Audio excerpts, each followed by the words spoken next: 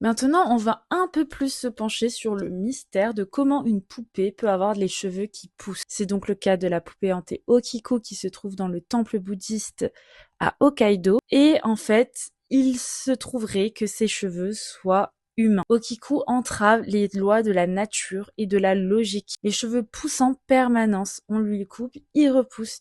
Comment les cheveux d'une poupée inanimée peuvent-ils pousser? Il y a même un chercheur japonais qui s'est penché sur la question.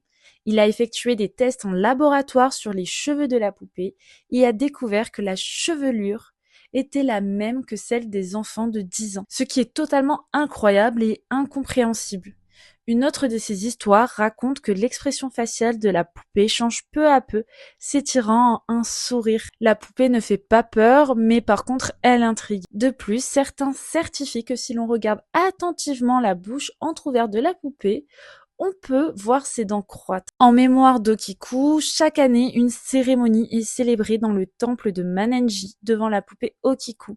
Les cheveux de la poupée sont alors coiffés et ornés. L'histoire de Okiku a inspiré de nombreux romans, films et pièces traditionnelles de kabuki, forme épique du théâtre japonais traditionnel, et certains auteurs n'hésitent pas à rajouter des éléments encore plus effrayants dans leur œuvre de fiction. Sachez qu'il est tout à fait possible d'ailleurs de rendre une petite visite à Okiku au temple de Manenji et que ça se retrouve à Hokkaido.